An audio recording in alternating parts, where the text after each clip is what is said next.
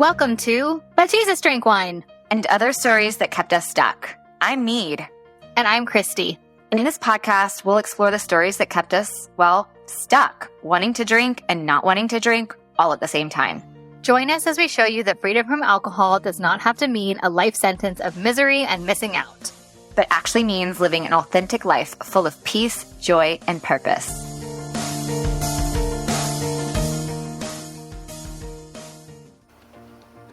Hello, my beautiful friend. It's Christy here. Just quickly wanted to pop on here and let you know that my book, Love Life Sober, a 40-Day Alcohol Fast, is now available for pre-order. I will stick a link for you in the show notes. But if you want to head to lovelifesober40dayfast.com, you can get it there on Amazon, Barnes & Noble, Target, pretty much everywhere.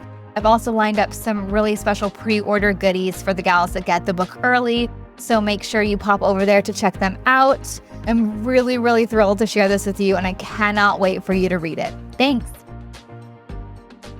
Hello, friends. Happy Monday. Yay. Hi. Hi. We have a very, very special guest who I have been Instagram stalking for a while now.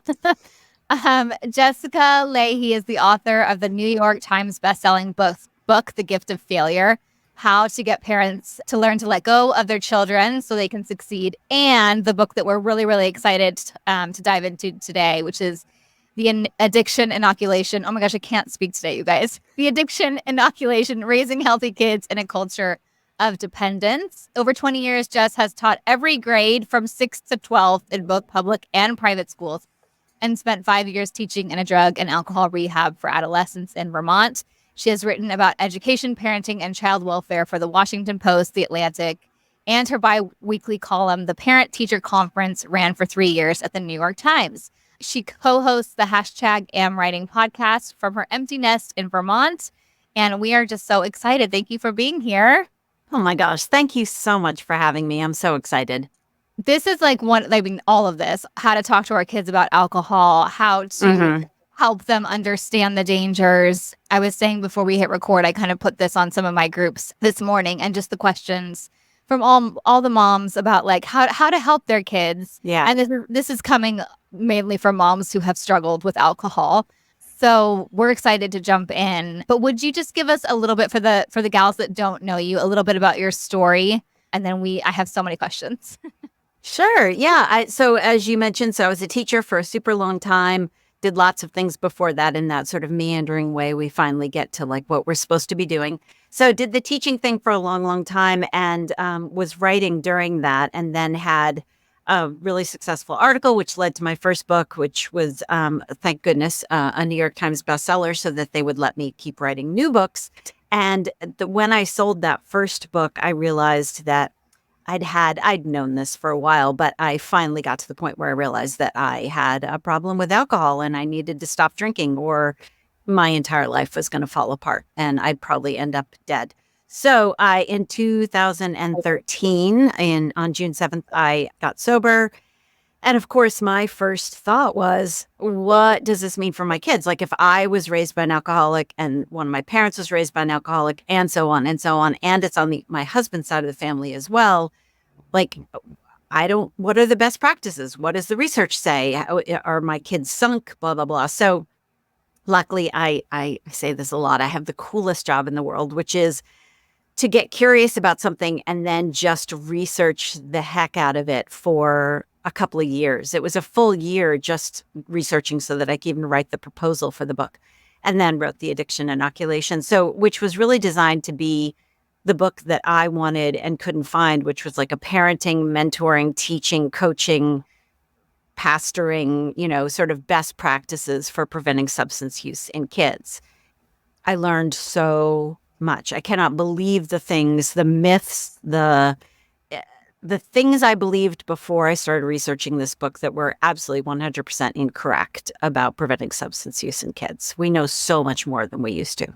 Yeah, and so that's actually how I found you. I think it was an article that you wrote for the Huffington Post, and one of the lines that got splashed all over Instagram was about like letting children drink at home when they're young, and and how that is obviously not a good thing, right? If we're trying to help kids not get hooked in the future. But it was one of those conversations, and I know Mead and I have talked about this. I fully believe that, like, okay, the safe place to have alcohol and like kids experiment with alcohol and all of that is obviously going to be at home and where I am in charge, and I know what they're up to. And I'm in the UK, as you guys know, and so this is starting. You can drink from 18 over here, so it's even I feel like even younger, but maybe not in the States. That got so much like discussion, right? Like, well, that can't be right because this is how I was raised. And so I guess let's just dive in. Like, what are some of those myths that we can dispel now because of research? Well, the ones, there are a bunch that sort of keep coming back to me over and over again. But the one I get the biggest pushback on, the one that people get most angry about, which is fine because getting angry about these things means that we're thinking about them at the very least. We're at least starting to try to process them. So, the thing I hear the most, there's sort of two big myths that I hear a lot. One is, oh, I want my kid to be like those moderate European drinkers, so I'm going to let my kids have sips at home. That way they won't freak out when it's not like the forbidden fruit, that kind of thing. So the problem with that is a couple of things. Number one, the World Health Organization has made their data is really, really clear. The World Health Organization data shows that the European Union as a whole has the highest rates of disease attributable to alcohol consumption and the highest rates of death attributable to alcohol consumption in the entire world. Are there exceptions and tweaks to that? Like, obviously, some countries are very different than another. I ended up having to used to make these daily videos about this sort of stuff. And I had to make like 6 follow-up videos because people were so irate about the European Union data. Anyway, it's all perfectly available. You can go look at it yourself. I'm married to a data geek. I'm the mother of a data geek. And so there's that. So maybe holding up Europe as our end-all be-all for that particular model of moderation is not a great thing. The other thing we know is that statistically speaking, looking at the data, the parents who have a consistent, clear message of no, not until, and here's where we split off. Some people say not until it's legal for you, but I just don't like that because that's a just because kind of question, kind of answer. I love no, not until your brain is done developing. And the human brain is not done developing until the early to mid 20s. And so the further along I can get kids, in that range, the better, because the younger a kid is when they first try drugs or alcohol, the higher their lifelong rate, their lifelong likelihood of developing substance use disorder. So if a kid is like 12, 13 when they first try drugs or alcohol, their lifelong rate the likelihood they might develop substance use disorder is close to 50%. And then if they wait just 2 years until they're, say 15, it drops by half. And if you wait another couple of years till they're like 17, 18, it drops in half again. And by the time they get to 18, we're getting pretty close to what it is in the general population. So there's that. And then the other big one is, but they're safer. They're going to do it anyway. They're safer at my house, so I might as well take everybody's keys and they'll be safe. And the problem there is, again, parents with a consistent, clear message of no, not until it's legal for you, have kids with much lower levels of substance use disorder risk. And then parents who have a message of permissiveness around drugs and alcohol, their kids have much, much higher levels of developing substance use disorder during their lifetime, and they tend to drink younger. And if you're inviting people to your house, your kids' friends, not only are you raising your own children's rate for developing substance use disorder, your likelihood of developing substance use disorder, you're raising your kids' friends' rates as well, because peer cohort is such an important part of this calculus as well. And it's illegal anyway. So yeah, that's sort of the big one they get a ton of, because people are emotionally tied to that romantic image of whether it's the European family and sipping at home. And I get that. I spent a lot of time in the UK. I've spent a lot of time in Italy. I get it. I get our desire for that romantic image. And yet the research runs counter. It does the exact opposite of what we're hoping for it to do. So that's just a couple of the myths. And then the whole, well, everybody drinks in college. Well, that's just not true. And they're just going to drink, so I might as well. Well, that's just not true either. and helping kids understand that goes toward, substance use prevention as well. If kids understand the number of kids who are actually drinking is much lower than they expect that it's going to be, or than they understand it to be, or believe it to be, because we have a tendency to overestimate that, then that's really helpful for them as well when it comes to their decision making. So many stories, right, Christy? So many stories that keep us stuck, maybe with like good intentions for our kids, but really ultimately not the best. Why is it such a fiery topic though? Like, why are people is it so that they can feel better about their drinking? Like, does your research kind of show any trends there? I personally have not seen I haven't seen a study specifically on what fuels that emotional tie. My understanding for the people that I talk to is either that the parent themselves has an issue with their own drinking that they don't want to deal with. It's been fascinating. So my first book, I do a ton of speaking. So I'm in like a lot of schools and community organizations and stuff like that. And we fill the house when I do gift of failure topics, like no problem getting people through the door. We max out on registrations. It's great. I go to do a substance use prevention topic and people just don't show up. It's too scary. It's something they don't want to think about. You have to deal with your own stuff before you can really start thinking about that stuff. It freaks people out. So what's been fascinating is when I couch that information in terms of the stuff from gift of failure, which is fine because it dovetails really well, like competence and self-efficacy and all that stuff is really preventative against substance use disorder and substance use. It works really well. But I think a lot of that is just the difficulty in getting people to come through the door has to do with our own stuff, right? It's just really loaded. And it was for me, like I said, I was raised by an alcoholic. I was raised by parents who gaslit me and made me, I wasn't allowed to point to the elephant in the room and say, there's an elephant stomping on our family. I was not allowed to say that. So my patience for euphemisms and for shame and for guilt and for all that stuff, I just have no tolerance for that. We don't have time for that kind of stuff. And then I think on the other hand, we just get emotionally attached to certain ideas, and it can be really, really hard to abandon that. And then on top of that, if you have done it, as I admit in the Addiction Inoculation, that I have allowed my kid, I parent both of my kids. I've parented my kids very differently pre-research for Addiction Inoculation and post-research for Addiction Inoculation. And the younger one thinks that is just bogus and unreasonable. But she also knows what I know about the statistics. And so if I were to, do anything other than say, no, not until your brain is done developing, what I would be saying to her is, yeah, I know what the best practices are, but it's just easier for me. Or I just want to be the fun parent, or I just want to be the cool parent who lets people do stuff at her house. And that way you guys think I'm fun. I'm not fun. I'm your mom. And you need a mom, not another friend. And so, I just don't have a lot of tolerance for, holding on to emotional, holding on to myths that are doing harm to our kids. I just don't have a ton of. But in order to talk about that, I have to do it with a lot of charm and a lot of humor because people get upset. And that's cool. One of the things I think I'm good at is delivering information in a way that is less threatening. I hope anyway. At least that's what's been working lately.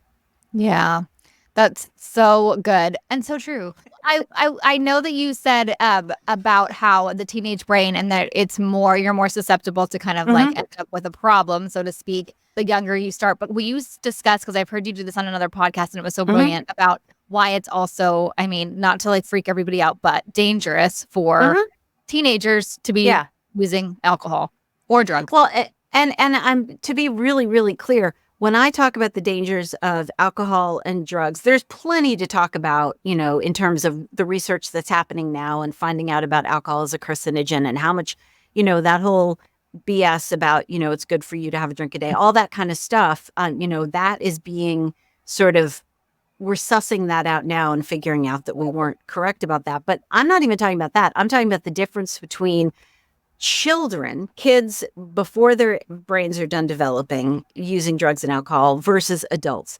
Adults, it's not my business. You can do what you want. Although, if you have an issue and you're drinking in front of your kids, then, we do have stuff to talk about, I suppose. But the adolescent brain, as I mentioned, is not done developing until the early to mid-20s. And the further we can get them along in that process without interrupting it with, things that mess with the neurotransmitters in our brain and that sit there on the receptors and don't allow other things to hitch onto those receptors, the more we can let that happen uninterrupted, the healthier the brain is going to be. So we do know, for example, number one, adolescents process. Sorry, that's the incorrect terms, and I want to be as precise as possible. Alcohol works differently in an adolescent brain and body than it does in an adult's brain and body. An adolescent is less likely to be able to pinpoint just how incapacitated they are. An adolescent is more likely to feel, no, I'm fine. Whereas an adult, and this is not just about experience, this is just about how the brain processes what's going on. An adult might be a little more likely to say, no, I shouldn't drive. I'm really not in any shape to drive. Whereas an adolescent is less likely to perceive themselves as being unable to, drive or do cognitive functions if they're intoxicated. The other problem is that the adolescents are a lot less likely to get the negative feedback later on in the form of like hangover or just feeling crappy after having had too much. So they're less likely to get that feedback that they need in order to say, ooh, maybe that was too much. The other problem is that because the brain is still developing and is in this state of what's called plasticity, meaning heightened sensitivity to the environment, we know that, for example, the hippocampus, which is the seat of memory formation, consolidation, storage, short-term memory stuff, that is smaller in people who use marijuana on a chronic basis, meaning more than twice a week, than people who don't use marijuana on a chronic basis. We know that we have seen thinning in certain parts of the brain that we don't see in the brains of people who don't use substances. It depends on the drug. It depends on that kind of thing. But there is short and long-term damage being done in the adolescent brain. Whereas if you were to just wait until your brain is done developing, that's not happening to the same degree. Drugs and alcohol that are mildly risky in an adult brain are much more risky in an adolescent brain. So the real, the name of the game here is for statistically lowering your kids' risk of developing substance use disorder during their lifetime, delay. For protecting their brains until they have reached their full capacity as young adults, delay.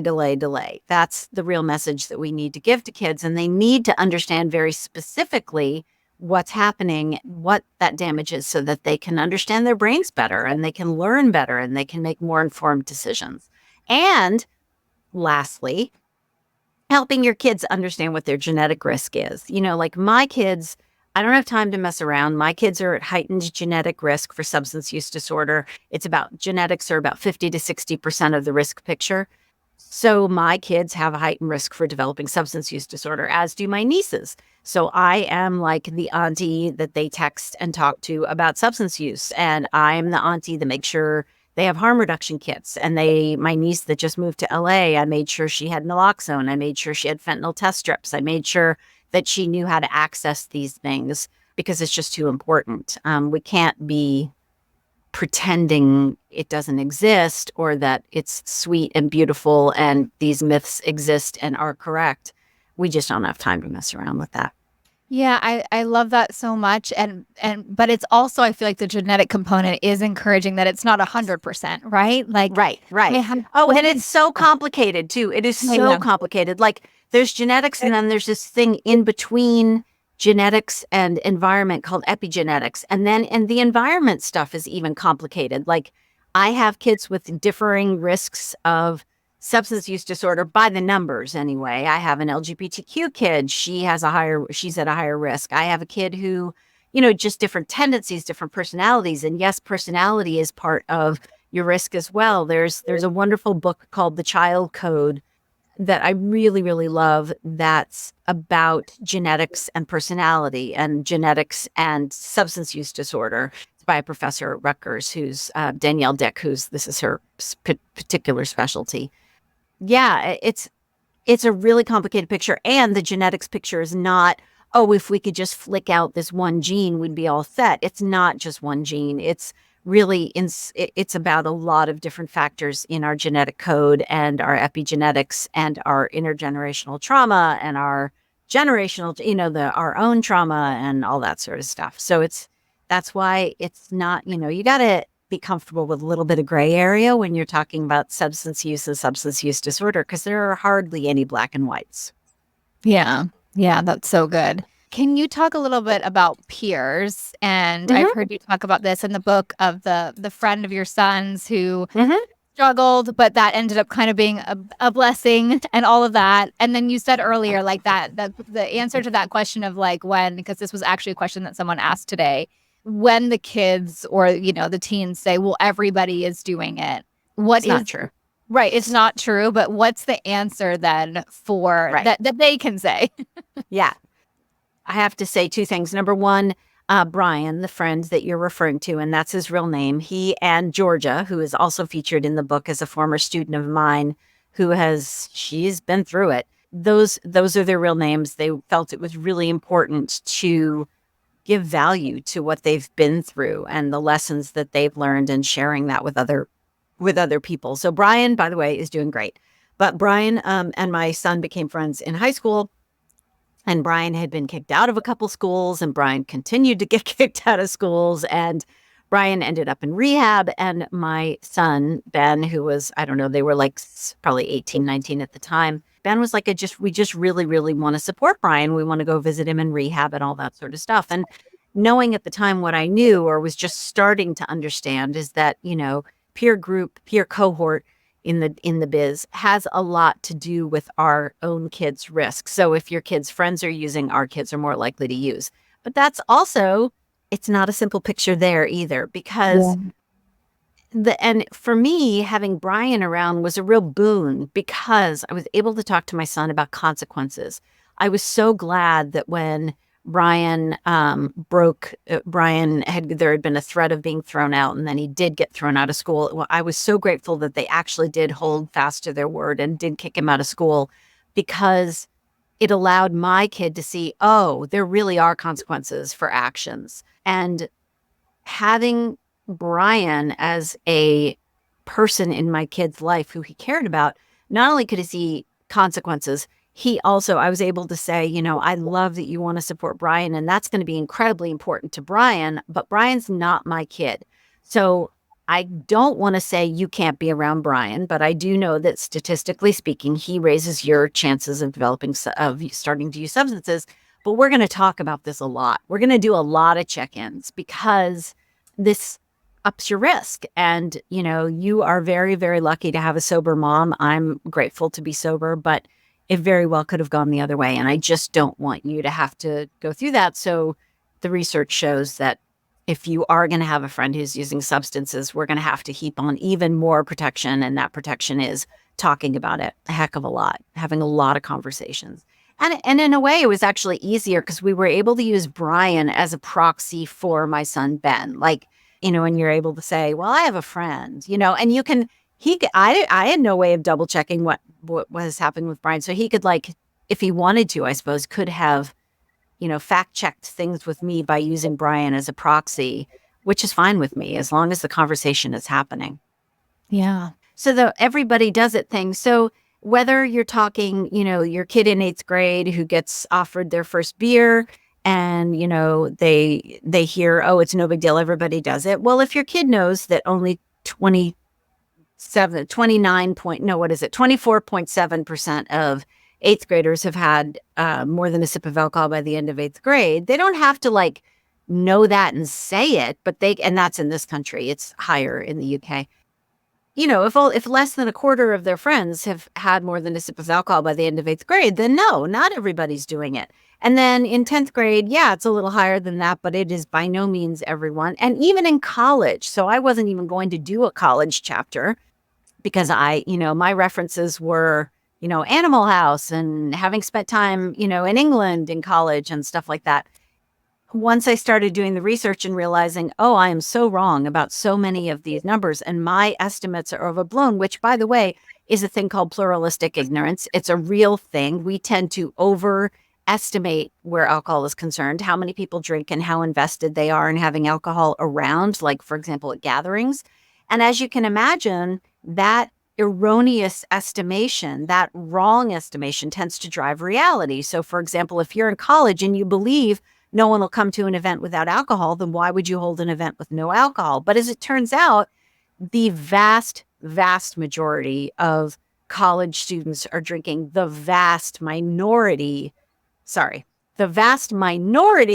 college students are drinking the vast majority of the alcohol consumed on college campuses. In fact, the heaviest binge drinkers are drinking 72% of the alcohol consumed on college campuses. So, Wow.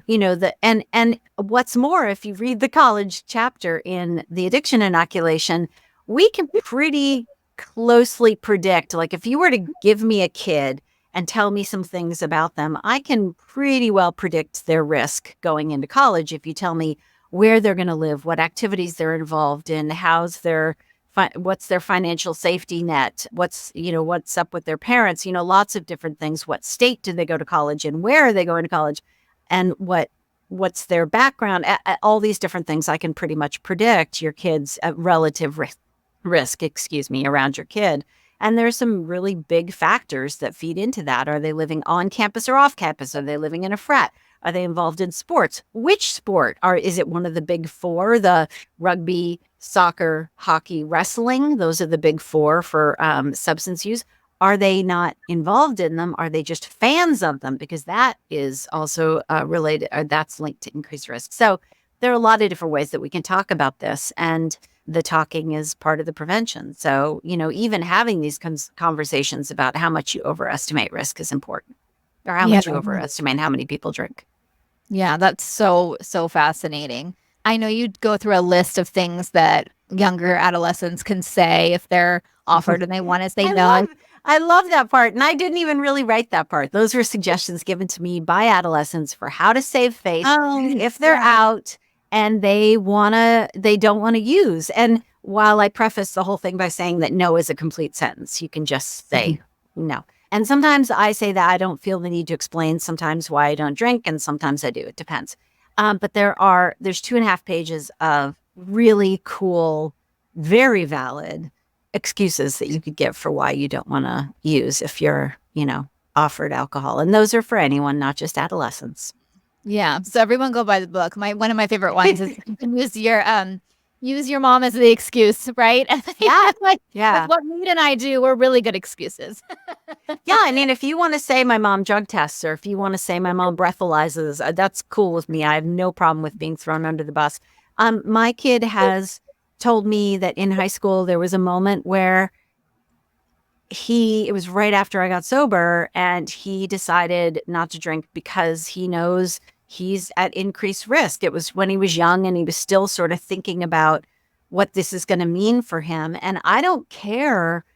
All this information is so important to their decision making that they're knowing their genetic risk for substance use disorder is like they're knowing their family risk for heart disease. That's really important medical information that can help you decide how you're going to eat, whether you're going to exercise, all that kind of stuff. And so when people are like, should I tell my kid that, their grandmother, their grandfather, their uncle has substance use disorder? I'm like, absolutely. Would you not tell your kids about the rest of their medical history? It's such an important conversation. And, when with my kids, we had a year where Christmas just sucked. It just blew up. My parent relapsed. It was awful. We had to basically cancel Christmas in the form we were hoping to have it and go stay in hotels. And all of the kids were told very specifically it was because their grandparent made the decision to drink and that's not safe to be around. They are not safe with alcohol. And it's our job as parents to keep our kids safe. And so especially, at a holiday that's supposed to be happy, we didn't want to be dealing with that. So here's our substitute version of what Christmas is going to look like. But it was traumatic, but not telling them the real reason that Christmas blew up that year would have been denying them object lessons in how this can mess your life up. And we are full of joy. We are full of optimism. It's not like we're this family where we're like, see, the negative. And by the way, scared straight does not work for kids either. So like scared straight, just say no, that stuff does not work. But giving kids really good evidence-based information and truth works really well. Responding to the heartfelt requests from you, our wonderful, wonderful listeners, for a deeper sense of community, we are so excited to introduce y'all to the But Jesus Drink Wine community. Get ready to be part of an exclusive experience where you'll join a sisterhood of kindred spirits on a transformative journey of faith, sobriety, and personal growth. You'll gain access to our private community, a place where deep connections can flourish among women who share your aspirations of strengthening faith in Christ and breaking free from alcohol. But wait, there's more. We'll host regular connection calls to facilitate fellowship with like-minded gals, no matter where you stand on your alcohol or faith journey. Whether you're seasoned or just curious, you are very warmly welcomed here. Prepare to be inspired by guest expert sessions and engaging Q&As that explore the essential topics for your sobriety, faith, and holistic wellness journey. Don't miss out on securing your spot. Click the link in the show notes to learn more. We can't wait to see your beautiful face in the But Jesus Drink Wine community. I'm curious, what age do you recommend entering into these conversations? You said 24.7, I think, percent or so of eighth graders have tried alcohol or had a sip of alcohol. While a minority, that's not everybody. To me, I was like, oh my gosh, like that's a lot to me, right? But I'm also the girl that I definitely started, when I was in my teens. But at what age do you recommend entering into these conversations? And can you give us kind of a little, idea of what that even looks like to begin? So I love this question so much because you're going to hate my answer, but it also, it requires a little bit of explaining. So the best possible substance use prevention programs that we know of, whether that's home-based programs, school-based programs, start in pre-K and kindergarten. And it is not talking, you're not talking to your kindergartner about crystal methamphetamine use, right? I'm not like handing a toddler Narcan and saying, here's how you put Narcan up someone's nose in case they're overdosing. No, you're talking about things like, sweetie, while you're brushing your teeth, like, sweetie, why do you think we don't swallow the toothpaste? Why do we just put the toothpaste on the outside of our teeth and then spit it out? Like, wouldn't it work better if we put it down in our tummies? Or no, that's something that just goes on the outside of our teeth. There's some things that go on the outsides of our bodies, and there's something that go on the insides of our bodies. Or why do you think this prescription bottle has mommy's name on it? Or even better, can you find the letters of mommy's name on this prescription bottle and then enter into a conversation about like, why do you think there has to be a name on the outside of a prescription bottle? Like, if you had the same sickness I do, why can't we just both take the medicine? Because it's not formulated for you. We're different sizes. We have different chemistry. We have different bodies. And my doctor gave this to me. And that's why it's so dangerous to take medications with someone else's name on them. And the majority of parents say they understand that if a kid is going to get their hands on, for example, prescription pain meds and misuse them, it's probably going to be because they got them out of your or someone else's medicine cabinet. And yet less than 10% of parents report that they talk to their kids about the dangers of taking medications that aren't prescribed for us. So, there's this gap between our intentions and what we know to be the right thing to do and what we actually do. So then, if you start with those kind of conversations, then they lend themselves really well to becoming normalized in terms of, you're at a holiday at someone's house and grandma sends your uncle outside to smoke because she doesn't want him smoking in the house. That opens up a conversation about, why do you think grandma doesn't want Uncle Ted in the house smoking? What's the danger there? Oh, yeah, the secondhand smoke. Well, what do you think it's doing to his lungs? Or why do you think Uncle Ted smokes in the first place? And have you noticed that Uncle Ted has tried to quit smoking like 17 times and is having a really hard time? Here's how difficult it is to get off of nicotine once you start. So the best thing to do is not to start. And those conversations, continue on. And here's the thing about hard conversations, whether it's sex or porn or drugs or whatever, they get easier the more often we have them. So in my family, having a conversation about substances is just something that we talk about on a regular basis. I had a conversation with my daughter where we had a misunderstanding about something. And she's like, I just don't like the idea of you thinking that about me. And I said, well, if you were to go, let's say, into my room to look for something and you found an empty bottle of vodka, I would hope that you would come to me and say, I found this, I'm concerned. There are things that we're supposed to talk about because we love each other, we care about each other. And, drugs and alcohol use is one of those things because of what it does to your brain and your body and all these sorts of things. And here's why I drank. I drank to, quell my anxiety, which not only didn't work, it went the other direction because alcohol increases anxiety. But also, once I stopped drinking, I was forced to have to deal with my social anxiety. And so for my kid that has social anxiety, you better believe I'm going to have a lot of conversations about how, yeah, part of my drinking was to help me with my social anxiety, but it wasn't until I stopped drinking and actually dealt with the source of my social anxiety that I was actually able to get my social anxiety under control.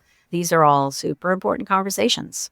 I mean, it just all comes back to curiosity, right? Like, inspiring curiosity. I love that conversation you're talking about pre-KK. Like, why do you think? I mean, it just starts with that kind of turn to curiosity so that they learn that as a skill that then later transfers into, wait, well, why would I do this thing? Or why do I think that this thing is going to, or whatever. But also, you said that it gets easier. It's hard at first, but it gets easier to have these conversations. And I immediately go to the vulnerability that it takes to have the hard conversation that is uncomfortable, but it takes vulnerability, but that also leads to connection. And ultimately, don't we want to be connected to our kids? Because we do have a huge responsibility. I take my job as stewarding my kids and bringing them up in the way they should go by what the Lord wants for them. I take that very seriously. And so what a great, just kind of win-win situation, the connection and the real practical guidance that comes from that. Well, and when we say things like, don't do drugs, drugs are bad, they know that makes no sense, right? Why are all these people out there in the world using them if they are, quote, just bad? There has to be something appealing. Oh, now I want to find out what that appealing thing is. But you can talk to them about the thing that is appealing. You can say, for example, kids who have ADHD can be at higher risk for substance use because just the noise in the brain is so loud that you just want to make it quieter. And so some kids, and, after teaching in a rehab for 5 years, I have so much sympathy for kids who have a lot of unresolved trauma, a lot of, undiagnosed learning issues, because of course they're going to go look for ways to make themselves feel better in the short term. And so whether it's Georgia in the book who talked about the fact that her unrelenting anxiety caused her to start drinking. She was a daily drinker by the time I met her in high school. Or why my students who have, undiagnosed learning issues and starting to experience social ostracism, academic failure, all risk factors for substance use disorder. Why? Or even my own anxiety. You take a drink and it relieves some of that anxiety and those inhibitions. But if you aren't also giving the information that actually it increases all of that anxiety over time and messes with your sleep, and there's a bidirectional causation between people using drugs and having sleep problems and all of this stuff. Some people say, I use alcohol to help me fall asleep. Well, that's all well and good until you know that alcohol actually really messes with your sleep. Right.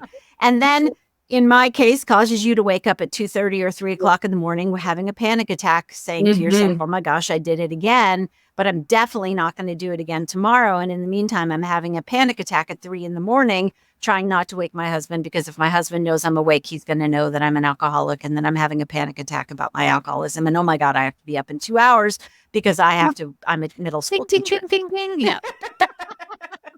Pretty fast. It's flip nodding. And I think most of the gals, that listen to this are nodding. Yeah. Yeah. I'm going to run through my list of questions. And if we've covered this, we can pass. So in households where one parent drinks and the other doesn't, does one parent's behavior correlate more with youth's behavior and choice? Yeah. So I live in that household. My husband has no issues with alcohol, can have a beer with dinner. So the way we handle it at my house is that my husband, in wanting to care for me and being kind and careful about my needs and emotions, we never have open alcohol in our house. So he buys singles. If he wants one with dinner, he has it. He either finishes it or pours the rest out. I did a talk for parents who work in the alcohol industry, whose entire everything they have, alcohol is responsible for. And I say, and their big question is, what do we do about the fact that alcohol is a part of our lives? And how do we talk about that? And I say, I'm not going to tell you can't drink in front of your kids, but what I am going to say is the messaging around why we are drinking is the most important thing here. Because if we're saying things like, I had the worst day at work, I just need a drink, or it's Thanksgiving and we're going to grandma's house and there better be enough wine there, or I don't know how I'm going to make it through the day. Kids are hearing that and saying, oh, so emotion I don't want to feel, we drink at it. That's how we handle it. Or, or take weed at it or whatever. That sort of looking at our language. And then with adolescents, talking about what they're seeing in terms of advertising, what is it?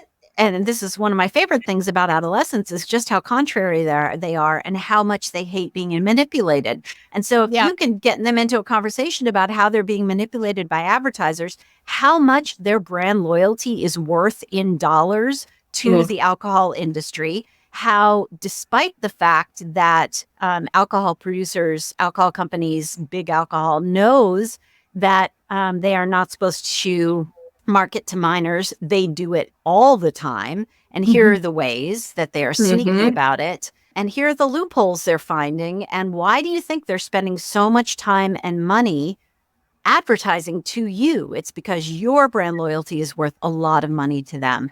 And here's how they're manipulating you to get that. Use that. Use that.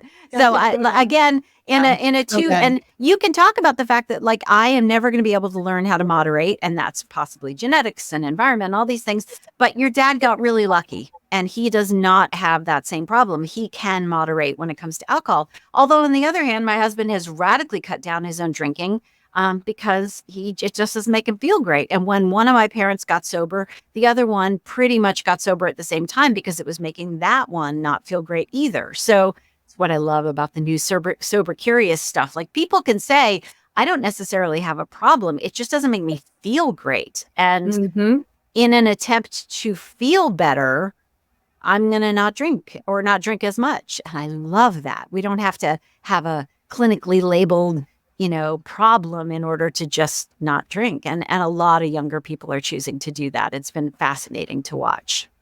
Yeah. So good. What are the top reasons children / adolescents give as to why they want to start using / seeking out alcohol? Has this changed at all in the last few decades as far as we know? Yes. Yes. And fascinating question. Wonderful question. Kids still say, the obvious ones we've talked about, like acceptance from their social group because my friends were doing it, because it looked fun, but then what we're hearing a lot more of, especially now that we're in this adolescent and young adult, by the way, mental health crisis. So we have an adolescent mental health crisis, but actually as bad as the adolescent mental health crisis is for people 19 to 35, it's even worse. A lot of those kids are saying, there's a limit to the stress I can handle, or I just needed an escape, or I just needed to not feel that. And, the reality of the situation is that drugs and alcohol can numb you, can give you an escape in the short term. And the problem there is that it's just not helping them for the long term. And so, when we talk to kids about, sweetie, why are you seeming so down, not sleeping well, not eating well, whatever that thing is, or you seem really stressed out. Let's talk about that. And let's find some solutions that work, because they're going to go to the solutions that don't work. And again, quoted in the book is Chris Herron, who is a former NBA Celtics. Yay, Celtics. I grew up in Massachusetts. Who is now in the recovery world. He says, we need to talk less about, your last drink, the war stories, and need to be thinking more about why kids are taking that first drink. And he says it's because, sometimes kids hanging out in their parents' basement, and someone brings out that 6-pack they stole from wherever, and kids just don't feel like they are enough as they are. And what is it that's making them feel not enough? Why do they need to feel like they need to be someone else or pretend to be someone else or change everything about them in order to be enough? And so partly my job as both an educator and as a mentor and doing the stuff that I do is to help kids feel like they are enough as they are. I love that. I love that so much. What about young adult children who overindulge in alcohol? They are technically adults, but it's hard to see the destructive behavior. I love that question. Mm-hmm. Yeah, it's a great question. And just while we're on the topic, by the way, especially if we're talking about binge drinking. So binge drinking is defined as, for women, more than 4 drinks at a sitting over a shorter period of time. For men, it's 5. But the American Academy of Pediatrics, by the way, has been lobbying to get that reduced for kids and adolescents in particular, down to 3 or 4. It's mainly because also in girls, as we're starting to find out, girls are lacking in a particular enzyme that helps them break down alcohol. And so even given the same weight and muscle to fat ratio, a girl is going to be more drunk, more incapacitated than a boy of the exact same size, exact same metabolic structure. But then when we get to the adult phase, whether you're in Europe and it's 18 or Canada and it's 18 or 21, there are a few things. Number one, just because people drink to excess does not necessarily mean that they have a problem, which is nice. Okay, so even if worst case scenario, your kid goes off to college or is in their young adulthood and they're drinking like crazy, there is some evidence to show that there is a situational aspect to this drinking, and that young adults, especially places like college, tend to fuel that drinking, and that a lot of adolescents and young adults are able to come out of that and reduce their drinking on their own to quote unquote normal levels or healthier levels. So that's great. The other thing is, above and beyond sort of that reactionary, oh, well, now I can kind of thing, having a lot of conversations, especially if you have a genetic predisposition, especially if it runs in your family, especially if, alcohol feeds some of the health issues that your kid is dealing with in their family tree. Great way to talk about those. Definitely having conversations about the difference between use and misuse or abuse, although we tend not to use that. I do a lot of talking with my kids. They're now 25 and 20 about what it feels like when you go from having a glass of wine or 2 at a social setting when you're feeling good and in a safe space and all that kind of stuff, versus isolating, drinking to make your depression better, drinking to deal with anxiety. That kind of drinking we know is more dangerous. They're sort of, when I talk about college drinking, there's sort of 2 forms, because they're already happy and wanting to feel happier, versus, the isolating, depressive drinking, which we know is a more dangerous combination. Having those conversations about the type of drinking that they're doing and how that worries you, that's a really important thing. But at a certain point, we do have to let go and just realize that at a certain point, the kids are able to make their own decisions. And while they do still look at us as sources of good health information, even into college, which is great, they report that they see their parents as reliable sources of health and wellness information. They still have the ability to make their own decisions, and they're going to make some of those decisions sometimes in spite of what we suggest they do. But they're still watching. They are still watching. And that's the other thing, is modeling is a much stronger approach than telling. So modeling healthy use, modeling, all that stuff is going to be way more effective than just telling. Yeah. That's what I was exactly going to say.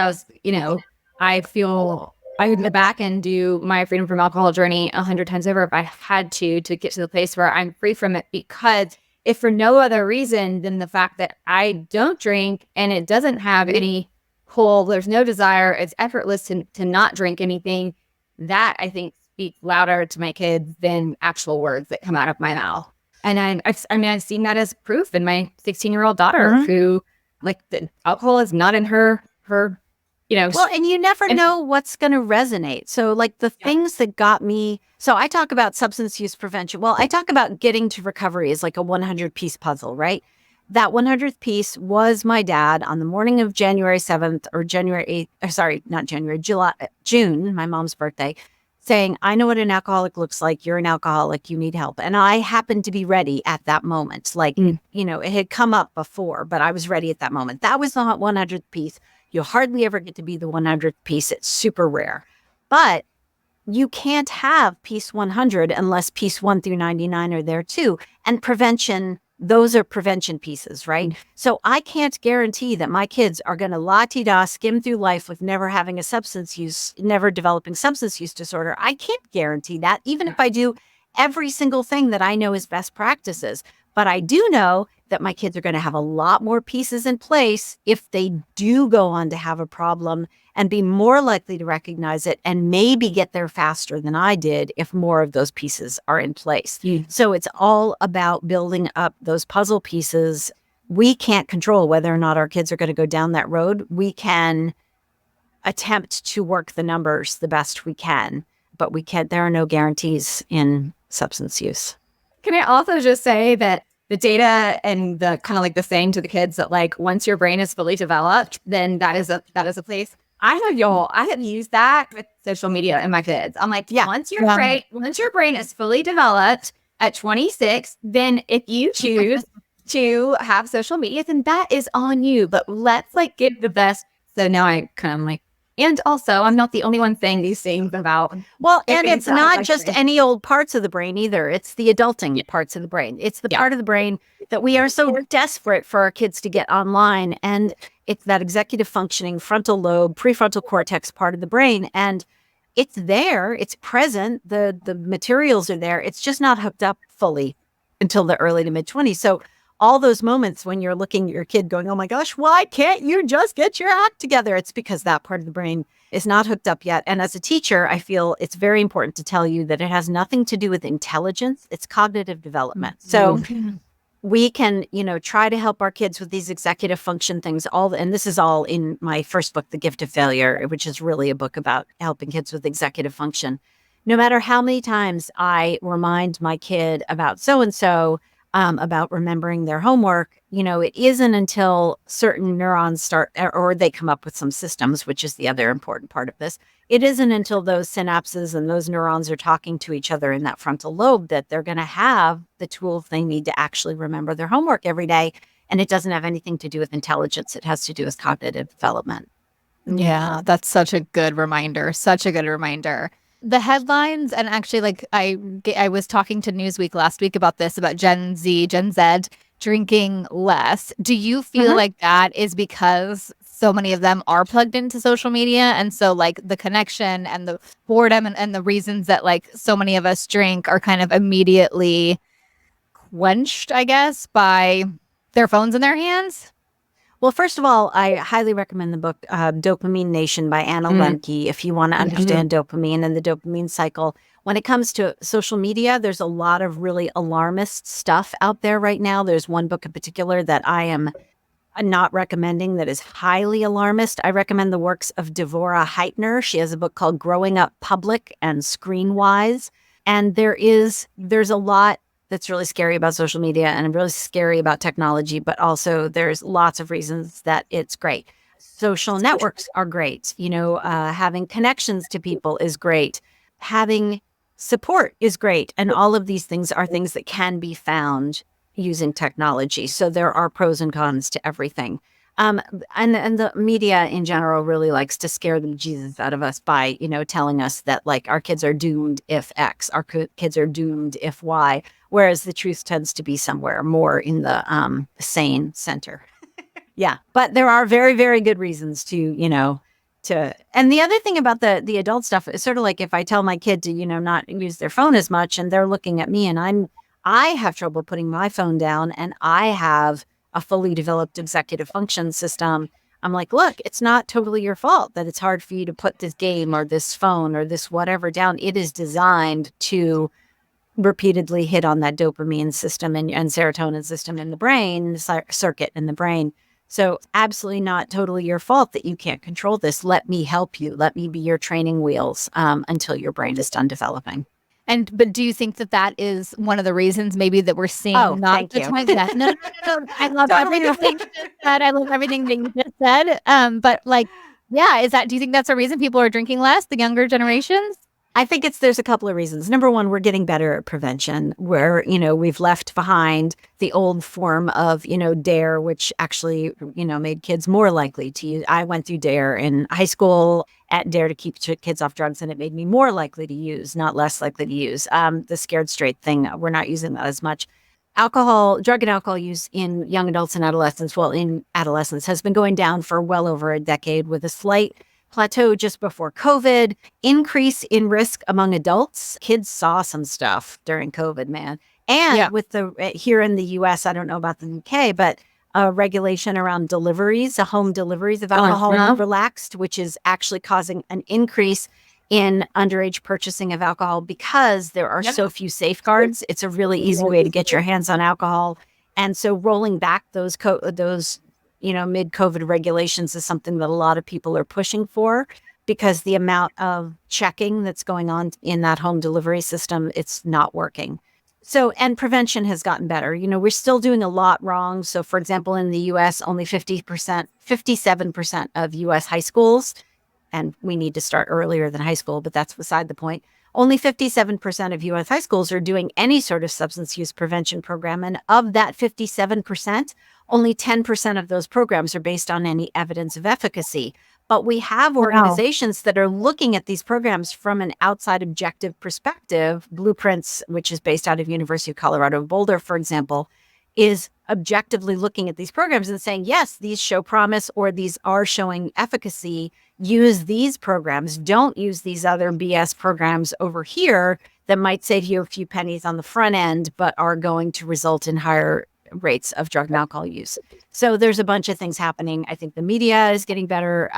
Advertising, there's a little bit less advertising of alcohol and drugs to kids, although it's still happening. Messaging is getting out there, and the whole sober curious thing has trickled down to younger generations that are just like, no, this just isn't my bag. And having the freedom and ability without shame or guilt to say that and just not partake. It's like, that's totally a valid option. Whereas, it was less so when I was young. Yeah. I see my son Carter, who's 12, look at like Tom Holland, right? Who's come out and said like, yeah, drinking's not for me. And it's like, well, Spider-Man isn't going to drink. Yeah. So, there's a great interview with him where he explains very specifically what happened about how he did Dry January, and he realized he was really thinking about it all the time. So he extended Dry January and and he just realized that it was taking up a big part of his mental energy. And when I said before that you never know what's going to click, a friend of mine, Gretchen Rubin, she wrote the Happiness Project and Happier and has the podcast Happier. She told me once that some people so she doesn't eat sugar, and she used to just do it during the holidays because she found it easier to take it off the table altogether. I will not eat sugar from X date to X date. Now she doesn't eat sugar at all, because for her, it's easier for her to be what she calls an abstainer than to be a moderator. And that has absolutely been true for me. Alcohol is just not an option for me.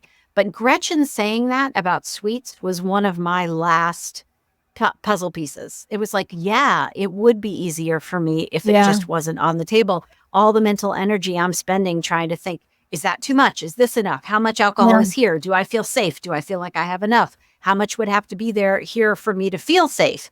All of that kind of stuff. It was just easier to say that's not an option for me. And for some kids, that's going to make sense to them. Who knows? So, yeah, that's so good. I feel like the natural kind of like tiny new action is just to keep talking to your kids. But is there anything? Yeah. I mean, I love Peggy Orenstein's books, Boys and Sex and Girls and Sex. And she says the same thing. The sex conversation is scary. And yet the more we have it, the easier it becomes. And there's a really great TED Talk by Adam Savage of Mythbusters fame about porn and the conversation he had with his kids about that and how he made that an easier conversation. A familiarity breeds comfort, or I don't know what the real phrase is, but something that you're used to talking about just doesn't make everyone go when you bring it up. Because, with me, I can tell when my mom was going to bring up sex in the car, and I was like, oh my gosh, here we go. Oh my gosh. Can I just jump out of the car? I'll just take my seatbelt off and leap out of the car, and we'll worry about injuries later. But if it's something that you're talking about a lot, then it's less likely to make you feel that way and the person you're talking to feel that way. Yeah, I love that. That's so good. That about sums it up for me. I just love it. Love the conversation so much. I think it's so, and I told Christy earlier, I was like, I love that this is what we're focusing on today, because this is something that we're going to continue talking about here on the podcast as well, because it's probably one of the most frequented questions is, how do I talk to my kids about alcohol? And it all so I lied. I said I had nothing, but I'm going to add this. I lied. I'm a liar. it all comes back to, like, it reminds me of like what Dr. Kurt Thompson says, like the way to not like not mess up your kids is not have kids, right? That's the only way to not mess up your kid. But the way that we can be better parents is by taking care of our stuff. And that's what I'm reminded of through everything you've shared today, is what I always just keep coming back to. And I love that as kind of a closing, I guess, for like the more that we're doing this work and figuring out for ourselves, that is what allows me to have these comfortable, what would have been uncomfortable conversations, have these comfortable conversations because I'm speaking from my experience. And the more that I step into that freedom for myself, the easier it is to do that. Yeah, I say that at like almost every single speaking event. The fact that you're here this evening and to talk about whether I'm cloaking it in the gift of failure stuff and about letting your kids make mistakes and learn from them without rescuing them, or whether it's how doing that actually helps prevent substance use in your kids because it builds their competence and self-efficacy. The fact that you're here tonight, willing to listen and to challenge your own preconceived notions, that's what makes us great parents, is that ability to keep listening. And happy to come back and talk sometime, because talk some other time about specifically how do you talk to kids when you do have an issue. So one of my jobs at a local detox and rehab was to talk to parents about the next step. Like, they're going to go home after rehab and they're going to have to talk to their kids. How on earth do you do that? And that's another conversation. But again, one that gets easier the first time I had to have that conversation, I almost threw up, but it's gotten so much easier. That's so good. Thank you so much for your work. And thank you so much for just being I want to say like a reasonable, knowledgeable voice in all of the noise, because I am, for one, I'm so sick and tired of like sitting at dinner tables and having this conversation without empirical evidence. And so next time it happens, I'm just going to send everyone this episode and your book. I'll send you like a little data sheet. Now it's, you don't have to know all the statistics inside and out, backwards and forwards the way I have to, but you can know, no, it's not true. Not as many kids drink as you think do. And if you have a rounded number, like, it's only 2/3 of kids that have had a drink before the end of high school, that's close enough. The numbers hover around there. So, The lawyer in Christy is meeting the data geek and Judge and it's like perfect marriage here. I love it so much. Yeah, I have a husband. I have a husband who's a physician and a data geek, and I have a son who is a statistician / economist / mathematician who, so anytime, it's great for me because I don't have a degree in statistics, but I can go to either my husband or my son who do have a lot of experience and say, look, how would you interpret these data? And by the way, it pays off. Like the Addiction Inoculation got the stamp of approval from the Research Society on Alcohol because they're constantly trying to figure out, how do we translate this important research we're doing to the general public so they can know? So I love this job. I love translating the science for people who don't want to wade around in the science. So we have to have you back because I feel like I have so many more questions, but we will link the book in the show notes. And Jess, can you just really quickly tell everyone where they can find you, but we'll also put it in the show notes as well. Yeah, if you go to jessicalahey.com, everything is there. Everything from getting me to come speak at your kid's school to under one of the menu items is videos. And I did daily 90-second reels on Instagram on every single topic from the Addiction Inoculation and just about every single topic from Gift of Failure. There's like over 200 substance use prevention videos there, all indexed on my website under topic. So if you have a question about anything, it's probably there. And if you have a specific question, the contact form at that website just goes to my email. There's no gatekeeping. Just email me and ask. I love that. Thank you. Thank you so much. Yeah. Thank you, because a big part of my job is helping reduce shame and stigma around this topic. So the fact that you're out there talking about this and reducing the shame and stigma, like, you're doing the hard work. And I'm so grateful. I'm so grateful. The more we talk about this, the easier it's going to be for more people to talk about it. Yeah. So good. And so hard to be on the team with you. Yeah. All right, gals. See you next Monday. Bye. Thank you so much for joining us again this week. You can find all of our episodes at butjesusdrinkwine.com, and be sure to follow us over on Instagram, Love Life Sober, and I'm not sober, I'm free. To learn more about what we do, you can visit our websites, meethollandshirley.com and lovelifesober.com. Take a screenshot of this podcast and share it with a friend or two. And don't forget to subscribe to our pod so you don't have to worry about missing a single episode. And if you love what we're doing, please leave us a review on Apple and Spotify. This helps more women who are feeling stuck and alone in the overdrinking cycle find hope and encouragement. Thanks, ladies. We so appreciate you, and we'll see you next Monday.